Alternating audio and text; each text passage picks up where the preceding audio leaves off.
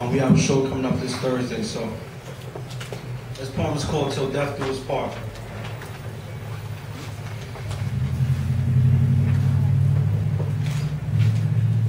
While disgruntled teachers argue about why scientists decided to kill Pluto, my pen wonders things like, did Mary ever really forgive God for letting them crucify her most precious son? See, fixing scars deep inside is a little more complicated than washing black oil from little birds with Dawn dish detergent like the commercials. So cleansing is a little bit more complicated. See, my pen is like ibuprofen without the liver damage for your pain. It's like soup for a cold, sort of like lemon tea for a sore throat. See, these sharp words shine for they were cut by a diamond tongue. I've witnessed courts that meant well in protecting children's welfare, while these days, I thank God for the love my mother's leather belt had to offer. She once said to me, if you love something, you have to love it enough to hurt it. I'm glad her belt taught me something instead of a stranger's gun. Have you ever wondered why dreams are as close to reality when you're in them than when you're awakened in shock? Well, my pen does.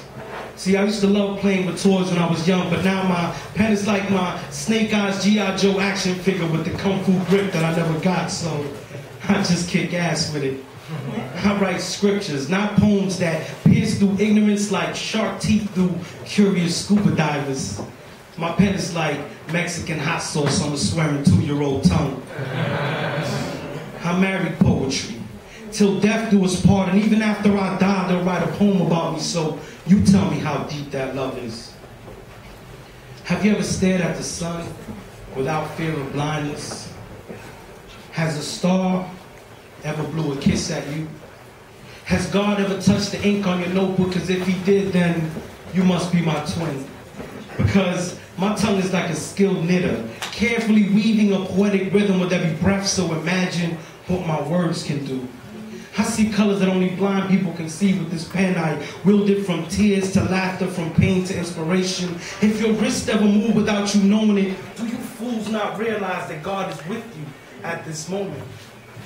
With the right patience, bravery, and stupidity, you can surely climb a mountain, but it only takes me 5 minutes to move them with this ink. I cried a long time when I couldn't forgive myself for my trespasses, as God forgave those who trespass against me. Ironically, poetry isn't about the moons and the stars. It's about the window that you look at them through. See, these eyes have seen storms that will make Jupiter's core quiver. If you don't believe me, then why does this poem feel closer to your heart rather than your imagination? Have you ever cried until God kissed your tears with the wind and gave you a moment of clarity? Rid you of your pain through hidden messages in your day. I wish that I could speak the real king's language so I can really rip this poem open, but if you can't answer me this, have you ever wished that it was you that God took away instead? That your sins be paid in full here before you get a chance to go to heaven?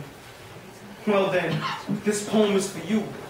This poem is for the boy that watched his mother bleed out in a white tub full of pink blood. For the bully that hurt so bad that everyone else's pain is the only thing that can comfort him.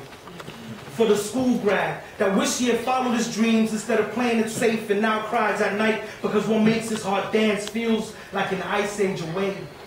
This is for the mother that never thought she had to bury her children before their first teen birthday.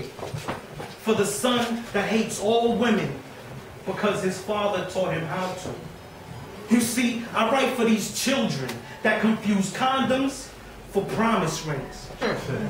For my back alley dumpster babies that didn't mean to cry, but they couldn't help but being hungry. Why'd you do it, Mommy? This is for my foster kids that were taken away from their abusive parents only to be abused by government-paid strangers instead. This is for my welfare 80s babies with the face-to-face letters to get free school lunch. Where you at? This poem is for my mother, who besides all her imperfections, is the one that comes closest to God's love to me. Let this poem enter your soul like the smile from your dad when you got an A in the subject you struggle with most in school. Let it settle in like your favorite movie ever. the second time you watched it.